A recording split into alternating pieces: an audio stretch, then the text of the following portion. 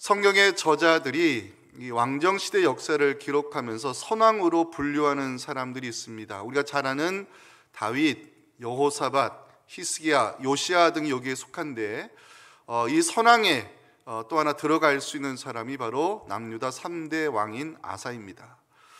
다윗과 솔로몬이 이스라엘의 왕으로 몇 년을 통치했죠? 40년을 다스렸습니다. 근데 아사는 그보다 1년 더 많은 41년 동안 유다를 통치하며 그 시대 태평성대를 누린 왕으로 이 성경의 저자들은 기록하고 있습니다. 아사 시대에 그 땅에 평안의 축복이 임한 결정적 이유는 종교 개혁을 실행했기 때문입니다. 자, 1절 보시면 아비야가 그의 조상들과 함께 누움에 다윗성에 장사되고 그의 아들 아사가 대신하여 왕이 되니 그의 시대에 그의 땅이 10년 동안 평안하니라. 아사 시대 초기 10년 동안 평안의 축복이 임한 이유, 종교 개혁에서 그 이유를 찾을 수 있습니다. 자, 2절과 3절은 먼저 없애야 될 것을 없애는 아사의 종교 개혁 의지를 잘 보여주고 있습니다. 아사가 그의 하나님 여호와 보시기에 선과 정의를 행하여 이방 제단과 산당을 없애고 주상을 깨뜨리며 아세라상을 찍어버렸습니다. 아사의 종교 개혁은 가나안의 우상 문화를 제거하는 일에 그치지 않았습니다. 유다 백성들로 하여금 전심으로 하나님을 찾게 했고 율법의 말씀을 지켜 행할 것을 강력히 권고하는 장면이 4절에 기록이 되어 있습니다. 유다 사람에게 명하여 그 조상들의 하나님 여호와를 찾게 하며 그의 율법과 명령을 행하도록 명령했습니다. 없앨 것을 없애버리고 유다 사람들로 하여금 하나님을 찾게 만들었던 아사의 종교개혁, 하나님은 그 아사의 수고와 의지에 평안의 축복으로 응답해 주셨습니다. 5절과 6절 보실까요? 또 유다 모든 성읍에서 산당과 태양상을 없애매 나라가 그 앞에서 평안함을 누리니라. 여호와께서 아사에게 평안을 주셨으므로 그 땅이 평안하여 여러 해 싸움이 없은지라. 아사는 종교 개혁을 실행하며 태평성대의 축복을 누리는 것으로 만족하지 않았습니다. 아사는 그 하나님 주신 평안의 축복을 지켜내기 위해서 사람이 할 수 있는 일, 성읍을 건설하고 망대를 짓고 군사력을 키우는 일에도 최선을 다했다는 사실 7절과 8절 기록이 보여주고 있습니다. 아사가 일찍이 유다 사람에게 이르되 우리가 우리 하나님 여호와를 찾았으므로 그 땅이 아직 우리 앞에 있나니 우리가 이 성읍들을 건축하고 그 주위에 성곽과 망대와 문과 빗장을 만들자. 우리가 주를 찾았으므로 주께서 우리 사방에 평안을 주셨느니라 하고 이에 그들이 성읍을 형통하게 건축하였더라. 아사의 군대는 유다 중에서 큰 방패와 창을 잡는 자가 30만 명이요 베냐민 중에서 작은 방패를 잡으며 활을 당기는 자가 28만 명이라. 그들은 다 큰 용사였더라. 하지만 아사 시대에도 어려움의 순간은 찾아왔습니다. 굿사람 세라가 군사 100만 명을 동원해서 싸움을 거루하는 장면이 9절에 나오고 있습니다. 구스사람 세라가 그들을 치려하여 군사 100만 명과 병거 300대를 거느리고 마레사에 이르렀습니다. 아사는 유다의 왕으로서 나라 백성을 지켜내야 될 의무가 있었습니다. 아사 역시 준비시킨 군사를 거느리고 스바다 골짜기에 진격하는 모습을 10절에서 보여주고 있습니다. 아사가 마주 나가서 마레사의 스바다 골짜기에 진열을 갖추고, 여기서 질문을 한번 던져볼까요? 우리가 그 시대의 아사였다면 구스 군대 100만을 상대하기 위해 무엇부터 해야 될까요? 전략을 짜야 되지 않을까요? 100만 대 58만 싸움이니까 여기에 특별한 전술을 준비해야 되지 않을까요? 아사는 우리의 생각과 다른 모습을 보여주고 있습니다. 11절이 중요한 말씀인데 함께 읽겠습니다. 시작. 아사가 그의 하나님 여호와께 부르짖어 이르되 여호와여, 힘이 강한 자와 약한 자 사이에는 주밖에 도와줄 이가 없사오니 우리 하나님 여호와여, 우리를 도우소서. 우리가 주를 의지하오며 주의 이름을 의탁하옵고 이 많은 무리를 치러 왔나이다. 여호와여, 주는 우리 하나님이시오니 원하건대 사람이 주를 이기지 못하게 하옵소서 하였더니, 아사가 전쟁을 앞두고 제일 먼저 한 일은 하나님을 찾는 일이었습니다. 하나님을 기도 가운데 찾고 부르짖는 아사는 11절 마지막에 이렇게 고백하고 있습니다. 여호와여, 주는 우리 하나님이시오니 원하건대 사람이 주를 이기지 못하게 하옵소서. 아사는 전쟁에 이기게 하기 위해서 기도하는 것이 아니라 사람의 힘이 하나님을 이길 수 없다고 선포하며 하나님께서 이 전쟁의 주관자가 되어 주실 것을 간구하고 있습니다. 하나님께서 어떻게 응답하셨을까요? 우리 12절 13절은 함께 읽기 원합니다. 시작. 여호와께서 구스 사람들을 아사와 유다 사람들 앞에서 치시니 구스 사람들이 도망하는지라. 아사와 그와 함께한 백성이 구스 사람들을 추격하여 그랄까지 이르매 이에 구스 사람들이 엎드러지고 살아남은 자가 없었으니 이는 여호와 앞에서와 그의 군대 앞에서 패망하였음이라. 노력한 물건이 매우 많았더라. 또한 하나님은요, 주변 성읍 사람들에게 이 두려움을 심어주심으로 유다 백성들로 하여금 전리품을 가지고 승리자의 모습으로 예루살렘에 귀환하도록 역사해 주셨습니다. 그 장면이 14절 15절입니다. 여호와께서 그날 사면 모든 성읍 백성을 두렵게 하시니 무리가 그의 모든 성읍을 치고 그 가운데 있는 많은 물건을 노략하고 또 짐승 지키는 천막을 치고 양과 낙타를 많이 끌고 예루살렘으로 돌아왔더라. 유다의 3대 왕으로 종교개혁을 국가 정책의 최우선 순위로 실행하면서 하나님 중심의 이 신정국가를 세우려 했던 아사, 성경은 아사 시대에 그 땅에 평안의 축복이 임했다고 그 사실을 강조하고 있습니다.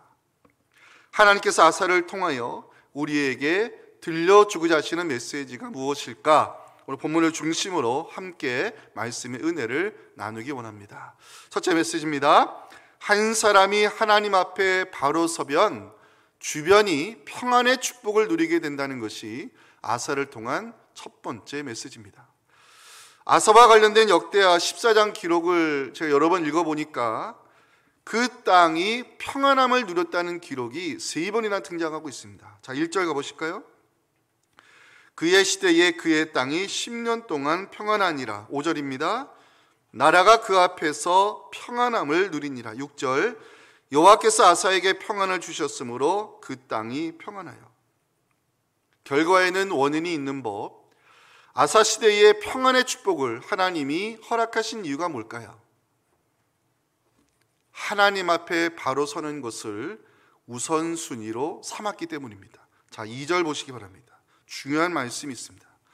아사가 그의 하나님 여호와 보시기에 선과 정의를 행하여. 아사가 생각한 선과 정의는 하나님 앞에 바로 서는 것이었습니다. 하나님 앞에 바로 서기 위해서 아사는 국가 정책의 우선순위를 종교개혁에 두었습니다. 아사는 먼저 가나안의 농경 문화에서 비롯한 이 우상의 문화를 무너뜨리는 일부터 시작했습니다. 3절 보실까요? 이방제단과 산당을 없애고 주상을 깨뜨리며 아세라 상을 찍고. 마지막에 나오는 아세라는 바알과 함께 이 가나안의 농경 문화와 관련이 깊은 신인데 풍요를 가져다주는 여신으로 사람들이 숭배하고 있었습니다. 이 아세라 우상이 이스라엘 백성들에게 얼마나 깊숙이 자리 잡고 있었는지 보여주는 증거의 구절이 있는데, 자, 역대하 15장 16절 가보세요. 누가요? 아사 왕의 어머니 마아가가 아세라의 가증한 목상을 만들었으므로 아사가 그 어머니 태우의 자리를 폐하고 그 아세라 옥상을 찍어내고 빻아 기드론 시냇가에 불살르는 장면을 보여줍니다. 아사는 어머니 마아가가 숭배하는 아세라의 목상을 불살라버릴 정도로 유다 공동체를 하나님 앞에 바로 세우기 위해서 이 종교개혁에 모든 힘을 집중했습니다. 아사의 종교개혁은 없앨 것을 없애는 데 그치지 않았고 유다 백성들의 신앙을 하나님 앞에 바로 세우기 위해 노력하는 모습이 4절에 기록이 되어 있는데, 이 4절은 믿음의 본질이 어디에 있는가를 보여주는 중요한 기록입니다. 함께 읽겠습니다. 유다 사람에게 명하여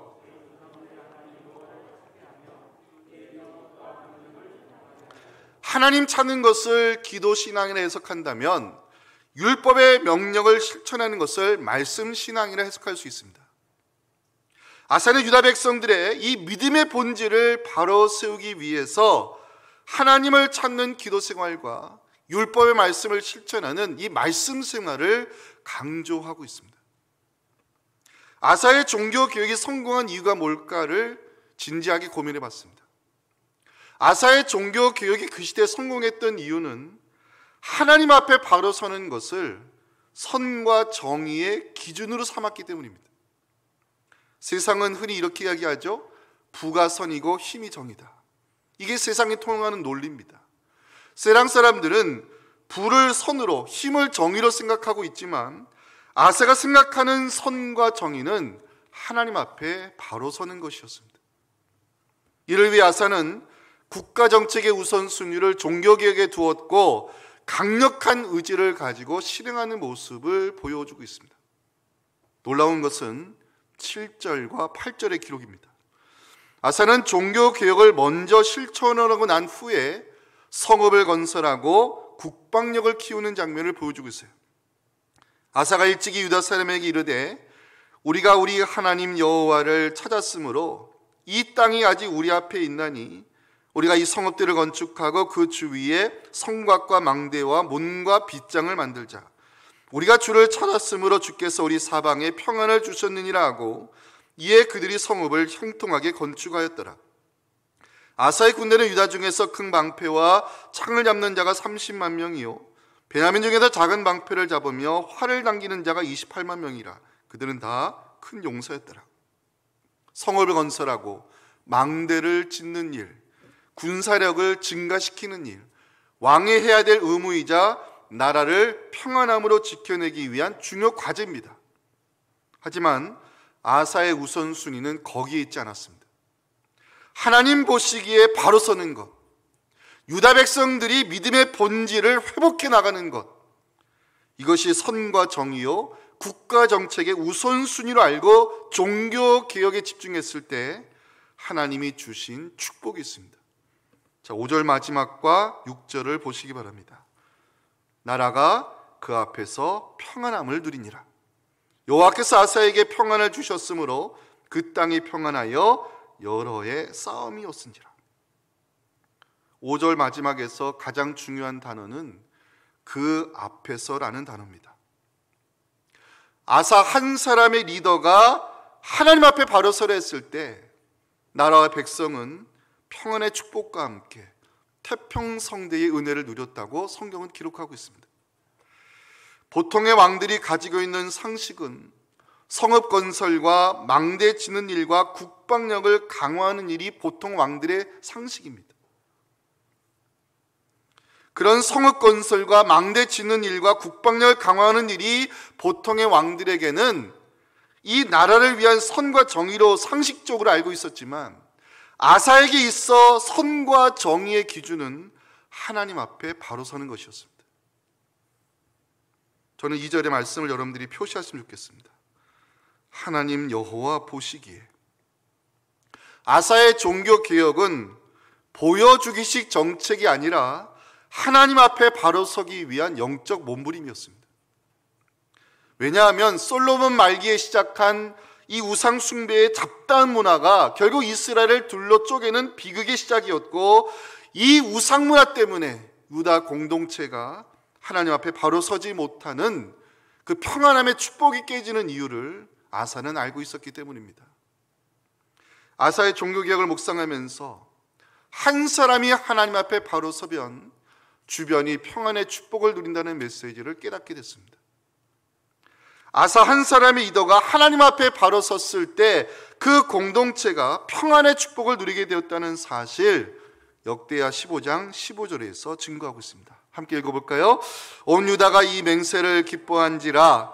무리가 마음을 다하여 맹세하고 뜻을 다하여 여호와를 찾았으므로 여호와께서도 그들을 만나 주시고 그들의 사방에 평안을 주셨더라. 사랑하는 성도 여러분, 아사는 유다의 왕으로서 성읍을 건설하고 군사력을 증가시키는 일에 우선순위를 두지 않았습니다. 평안이라는 것은 힘이 있을 때 찾아오는 것이 아니라 하나님 앞에 바로 서는 자에게 주시는 영적 축복이 평안임을 믿으시기 바랍니다. 기억하실 것은 평강의 축복은 하나님을 찾는 자에게 주시는 선물이라는 사실입니다. 7절 마지막 표시해 주시면 좋겠습니다. 7절 마지막, 우리가 주를 찾았으므로 주께서 우리 사방에 평안을 주셨다고 성경은 이 평강의 축복이 임한 이유를 알려주고 있습니다. 역대하 15장 15절 마지막도 자세히 봐주실까요? 여호와를 찾았으므로 여호와께서도 그들을 만나 주시고 그들의 사방에 평안을 선물로 주셨습니다. 아사 한 사람의 리더가 하나님 앞에 바로 서려 했을 때 유다 백성들이 믿음의 본질을 찾게 됐고 나라가 평안하여 태평성대의 복을 누렸다고 성경은 증거하고 있습니다. 가정에 혹시 평안하지 못하십니까? 주변에 복잡한 일로 마음이 괴로우십니까? 하나님 앞에 내 믿음이 바로 서 있는가를 돌아보시기 바랍니다. 4절에서 우리는 믿음의 본질이 어디에 있는가를 다시 한번 확인할 수 있습니다. 유다 사람에게 명하여 그 조상들의 하나님 여호와를 찾게 하며 그의 율법과 명령을 행하게 하고, 하나님을 찾는 기도신앙, 율법의 명령을 실천하는 말씀신앙, 말씀과 기도로 믿음의 본질을 회복할 때 하나님은 그 한 사람을 통하여 주변을 평안하게 하며 형통의 복을 누리게 한다고 본문 우리에게 중요한 메시지를 선포하고 있습니다. 특별히 기억하실 것은 아사는 성읍을 건설하는 일, 망대 짓는 일, 군사력 키우는 일에 우선순위를 두지 않았다는 사실입니다. 하나님 앞에 바로 서는 것, 이것이 아사가 생각한 선과 정의의 기준이었고 여기에 우선순위를 두고 종교개혁에 힘을 집중히 시켰을 때 하나님은 바로 선 그 한 사람을 통해서 공동체가 평안의 축복을 누리는 은혜를 허락해 주셨다는 것입니다. 하나님과의 관계를 바로 세우는 것, 지금이 바로 이 코로나 터널 시대를 지나가는 우리가 해야 될 중요한 우선순위입니다. 한 사람이 하나님 앞에 바로 설 때 주변이 평안하고 형통의 복을 누리게 됨을 믿으시면서 말씀과 기도로 믿음의 본질을 회복하는 여러분들을 이 시대 은혜의 통로로 사용해 주시기를 주님의 이름으로 축원합니다. 자, 마지막 메시지입니다. 중요합니다. 분명한 신앙 고백을 가지고 하나님을 찾는 자는 세상과의 싸움에서 승리하게 된다고 본문은 결론의 메시지를 전하고 있습니다. 자, 아사 시대 초기 10년이 태평성대의 복을 누리게 되었다고 성경은 기록하지만 전쟁이 없는 것은 아니었습니다. 자, 9절 기록은 아사 시대에 일어난 전쟁의 기록을 보여주고 있죠. 굿사람 세라가 군사 100만 명, 병거 300대를 거느리고 싸움을 걸어오는 장면을 보여주고 있습니다. 숫자적으로 보면 이길 수 없는 싸움이라 말할 수 있습니다. 왜냐? 아사가 키운 군사의 숫자는 얼마예요? 58만이었다고 8절은 알려주고 있잖아요.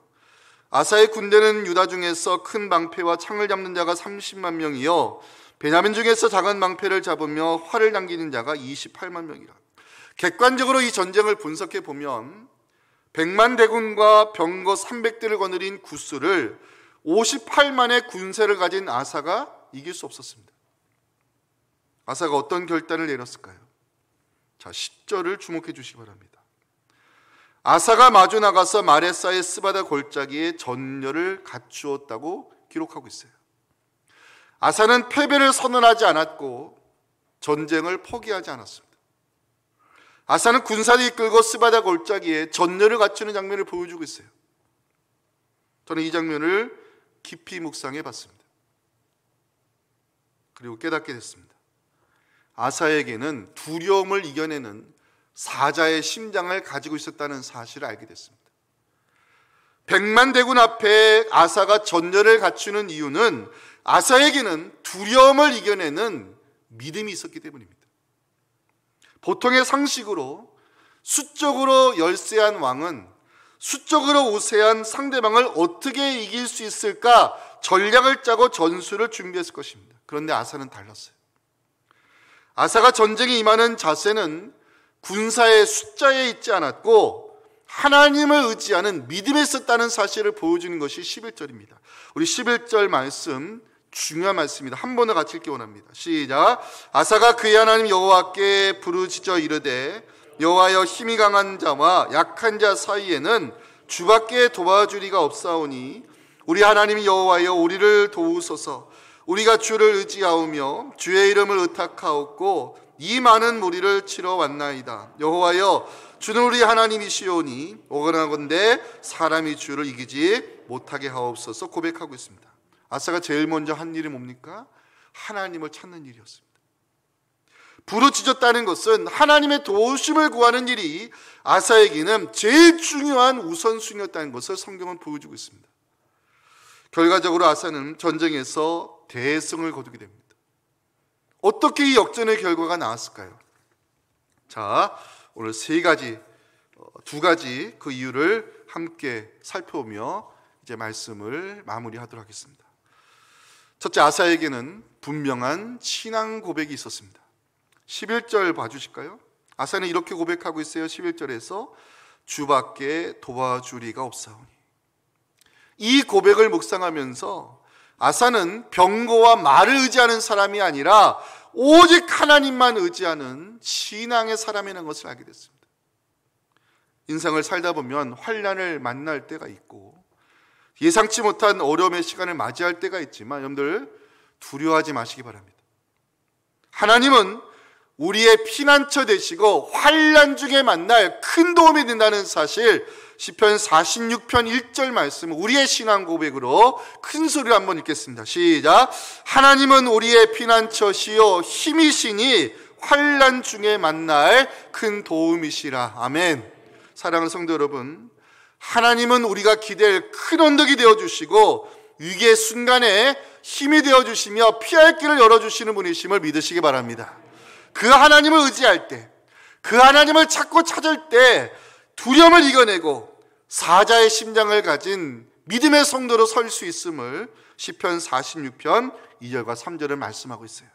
그러므로 땅이 변하든지 산이 흔들려 바다 가운데 빠지든지 바닷물이 솟아나고 뛰놀든지 그것이 넘침으로 산이 흔들릴지라도 하나님을 의지하는 자는 그 사자의 심장을 가지고 두려움을 이겨낼 수 있다고 성경은 약속하고 있습니다. 두려움을 이겨내는 것은 무기의 힘에 달려있지 않습니다.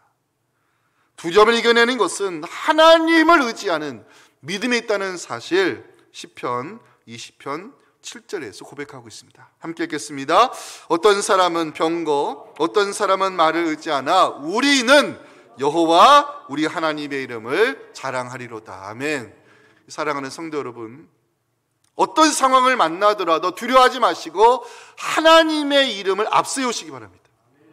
주밖에 도와줄 리가 없다는, 주밖에 도와줄 리가 없다는 신앙 고백 가지고 하나님의 이름을 부르면 성령께서 우리에게 두려움을 이겨낼 수 있는 힘을 주실 것이고 우리에게 피할 길을 열어주심을 믿으시면서 인생의 소망을 오직 하나님께만 두고 살아가는 우리 믿음의 성도 되실 수 있기를 주님의 이름으로 축원합니다. 자, 아사는 어떻게 역전의 결과를 만들어냈을까? 당신의 이름으로, 당신의 이름으로. 여기에 답이 있어요. 당신의 이름으로. 자, 이제 풀어가겠습니다.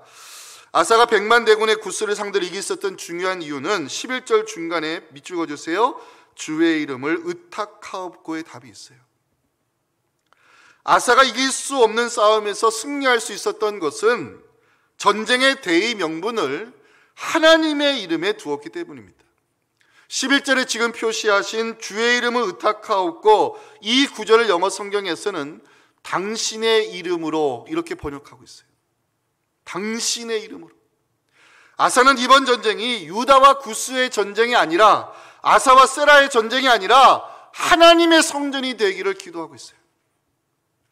하나님께서 전쟁의 주관자가 되어주심으로 당신의 이름이 거룩히 여김받으시기를 기도하며 아사는 홀리 월, 성전을 선포하고 있어요. 기도의 결과 어떻게 됐을까요? 12절 함께 읽겠습니다. 여호와께서 구스 사람들을 아사와 유다 사람들 앞에서 치시니 구스 사람들이 도망하는지라. 아사가 하나님을 앞세워 기도했을 때 전쟁의 양상이 바뀌었어요. 유다와 구스의 전쟁이 아니라, 아사와 세라의 전쟁이 아니라 여호와의 성전이 되어버렸어요.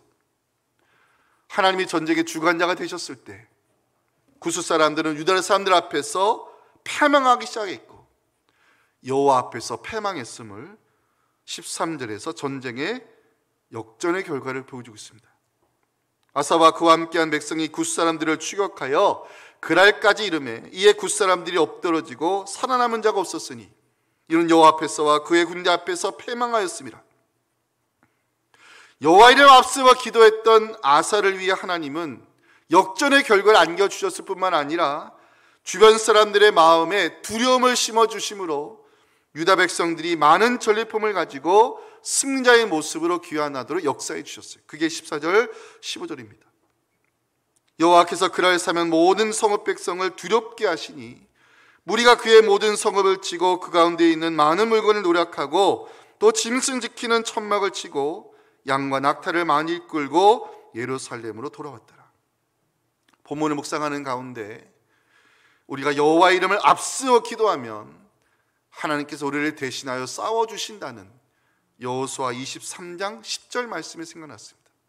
함께 읽겠습니다. 시작. 너희 중 한 사람이 1000명을 쫓으리니 너희에게 말씀하신 것 같이 너희를 위하여 싸우심이라. 아멘. 이제 말씀을 마무리하도록 하겠습니다. 아사의 신앙 고백을 연구해 봤습니다. 여기에는 우리가 평소 우리 입에서 나와야 될 중요한 기도문이 담겨 있음을 알게 됐습니다. 자, 이제 11절 가셔서 표시해 주세요. 주밖에 도와주리가 없사오니. 11절 마지막부터 표시해 주세요. 오늘 설교 제목이죠. 사람이 주를 이기지 못하게 하옵소서. 사랑하는 성도 여러분, 주밖에 도와주리가 없다는 신앙 고백을 가지고 하나님을 찾으시기 바랍니다. 주밖에 도와주리가 없다는 신앙 고백까지 하나님을 찾으면 하나님이 우리에게 이 반전의 역사를 만들어 주실 줄 믿습니다. 사람이 주를 이기지 못한다는 믿음을 가지고 세상을 상대하시기 바랍니다. 사람으로 번역한 단어는 히브리어 에노시, 죽을 수밖에 없는 존재가 바로 사람이란 뜻입니다. 사람의 힘이 하나님의 능력을 이길 수 없음을 믿음으로 선포하실 때 하나님 우리를 도우사 세상과의 싸움에서 승리할 수 있도록 하나님 도와줄 것을 믿으시면서 우리의 믿음을 통하여 하나님의 이름이 거룩히 여김하는 승리의 역사가 우리 삶의 현장에서 일어날 수 있기를 주님의 이름으로 축복합니다.